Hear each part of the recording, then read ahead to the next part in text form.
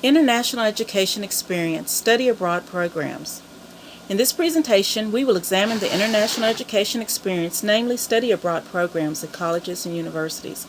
My name is Connie Phillips, and I am your presenter for the materials shared in this presentation for Education 6050, Education as an Advanced Field. We will examine international education, controversies and concerns, research, and finally recommendations that can be implemented to help colleges and universities improve their programs. Information provided in my presentation is primarily related to the U.S. students going to other countries. So with that, let's get started.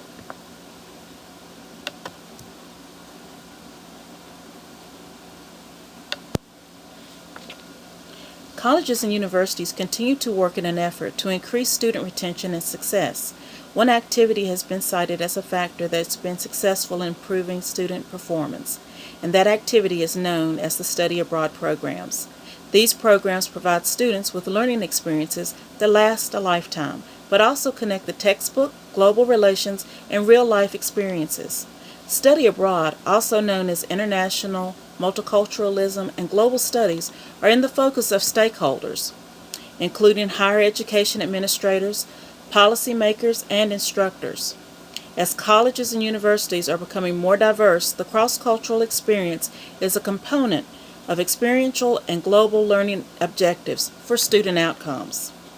Institutions are looking for students' perspectives prior, during, and after traveling and studying abroad, and the information helps them to improve not only experiences, but the pedagogy and established learning outcomes.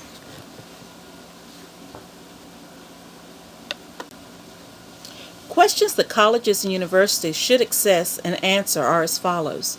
Do international exchanges and study abroad experience make a difference in student learning?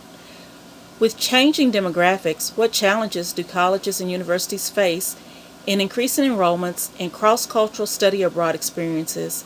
And finally, what can colleges and universities do to improve minority enrollments in study abroad courses?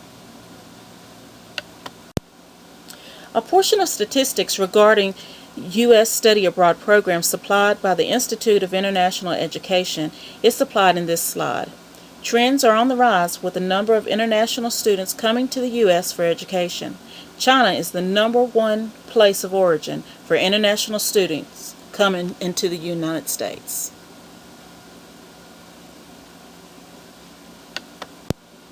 Host regions are reported for United States study abroad students for academic years 2010 to 11 and 2011 to 12. Most students participate in short-term sessions, meaning summer sessions or terms of 8 weeks or less, when studying abroad as reported in this slide. Europe and Latin America and the Caribbean are the top host regions for United States students studying abroad.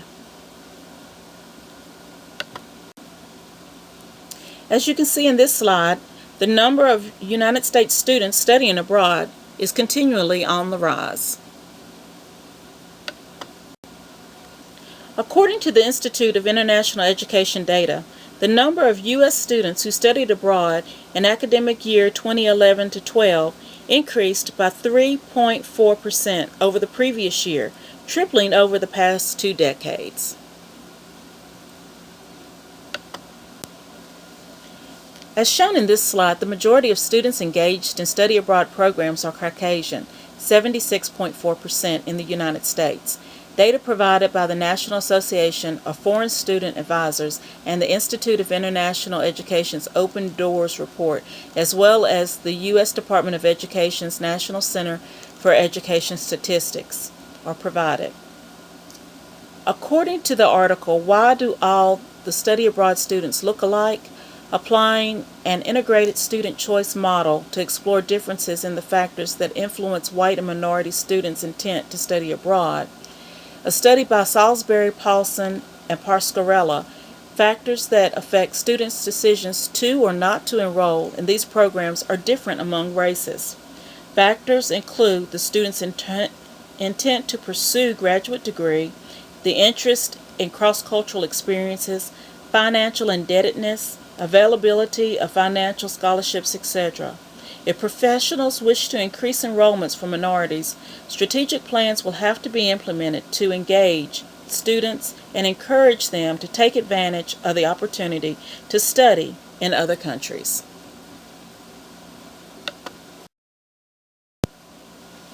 There have been a number of studies published that look at international education and study abroad programs. So let's review a few of these research projects that examine what types of students choose to study abroad, their preferences in locations and living accommodations, and why they choose to study abroad. In our first research publication, faculty members Garver and Devine conducted a study of analysis of undergraduate students at Central Michigan University in order to determine what are the most important determining factors when students decide to participate in study abroad programs. The focus of the study was to develop a plan to increase student participation rates in the study abroad programs. The following questions were cited. What are the most important study abroad attributes to students when deciding on a study abroad trip? What time period and locations are most preferred among the students? And then, what preference-based segments exist? What is their nature and how do they differ on key student attitudes and skills? An adaptive conjoint analysis was used to answer the aforementioned questions. A survey was developed and tested using Sawtooth software. The researchers determined that students preferred 8 or 16-week-long experiences as opposed to 2-week or year-long study abroad experiences. The students preferred to live in apartments or living communities as opposed to living in the homes of host families during their stay. Trip location, price, and time frame were the most important attributes identified. The least important features when considering participating in these programs were delays in graduation, living accommodations, and the curriculum. In further study, the students were divided in 4 segments based on their responses in order to make determinations on who needed to be targeted to participate and how to focus attention on the promotion of these programs to engage and encourage students to enroll. The researchers recommended that every university conduct their own analysis using similar methods. Upon determining their own mission in the area of study abroad, those universities should determine which students should be targeted and proactively develop strategies to meet the needs of those students. In the article Going Global, Understanding the Choice Process of the Intent to Study Abroad, researchers reviewed and analyzed data from the Wabash National Study on Liberal Arts Education. Researchers examined the influencing factors among students considering to study abroad, and the second measure to be studied was related to learning outcomes across demographics.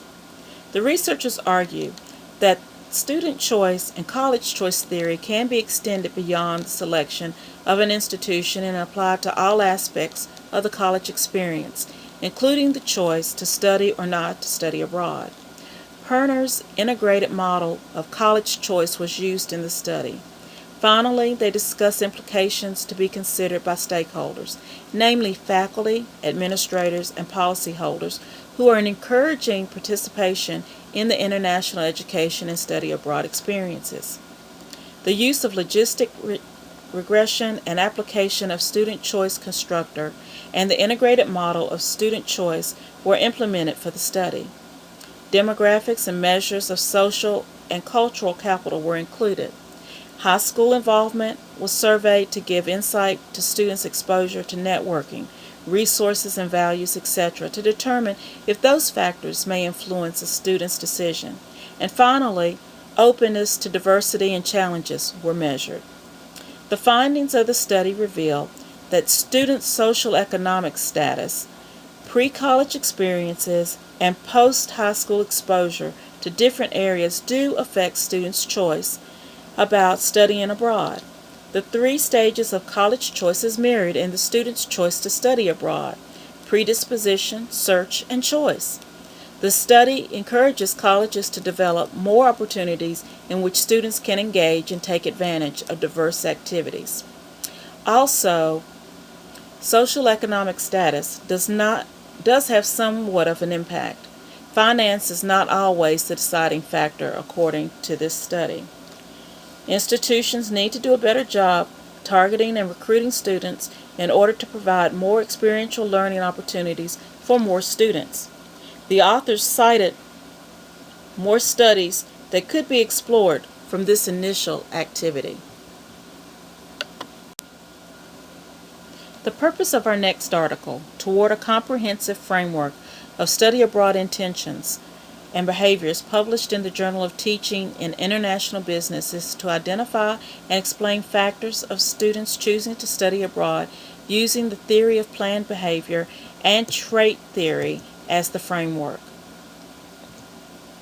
The work was tested using a survey which was administered to 125 business students at a regional university in Florida. This study was to add to the prognostic expectations of the model, including two additional factors: extroversion and consciousness. Researchers Joel DeJong and Jussenberg cite and explain the theory of planned behavior and trait theory throughout the literature review. Instead of questions being answered, the researchers have listed their own hypotheses regarding the relationship between beliefs and intentions and the relationship between personality factors and beliefs. The results of their findings were that behavioral beliefs are primary drivers for students participating in study abroad programs. There was no significant evidence that proved family support, academic support, or cost are major factors in the students' decisions.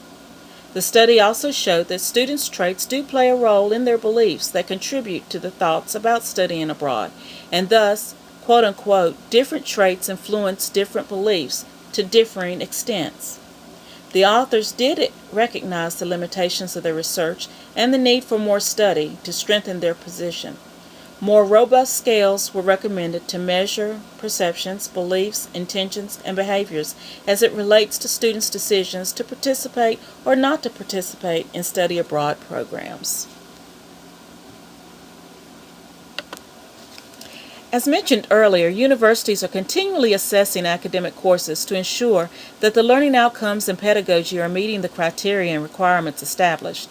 In order for institutions to evaluate study abroad programs, some choose to purchase tools such as Global Perspectives Inventory to survey students' experiences.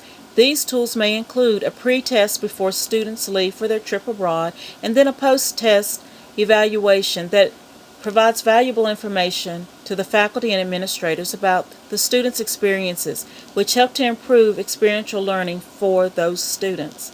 Both the pre- and post-tests include questions about the student, their perspectives on cultural differences and experiences, the rights of others, and self-reflection.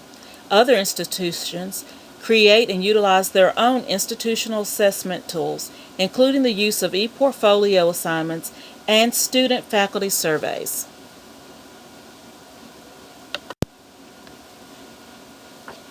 Well, here's what we now know.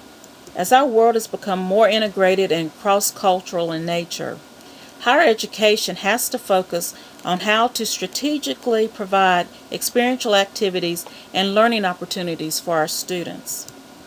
Exposure through study abroad and study exchanges, the students are given active learning experiences that can help them to shape their lifelong goals for their careers. And then, by providing access to these programs, schools can unlock the world of potential for our students. The recommendations for institutions to improve study abroad programs include the following. Make sure that the international education program is tied to the strategic mission of the institution. Begin recruitment of students during their first semester and continue through the academic career of the student. Invest in a strong promotion plan. Survey incoming freshmen regarding their interest and knowledge about the benefits of having an international or study abroad experience. Attempt to identify students early on for recruitment purposes, and don't exclude any student. Target students that are underrepresented. Provide financial assistance to students who are in need and wish to study abroad. Match donors who are interested in the International Education Program with students who need sponsorship. Work with the University Foundation. Continual assessment of international study abroad programs and offerings is key to building and improving the program. An institution should continue research on students' behavior, choice, and preferences to better understand today's student. And finally, offer new pilot courses or try integrated semesters with study abroad experiences as a component. In the following slide, you will see a listing of references used in this presentation, and I encourage you to look up the sources for more information.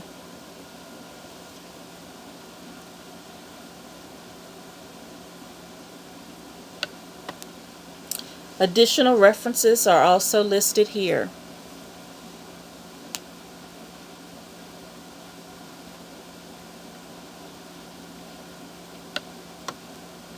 Special credit is given to the following sources for the use of clip art and photographs: Global Perspectives Inventory, Lauren Phillips, PowerPoint Templates and Clip Art, Radford University, and Sawtooth Survey.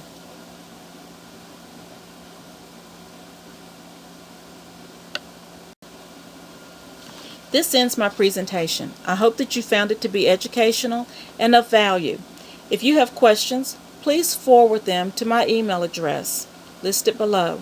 Thank you for the privilege of sharing this material with you.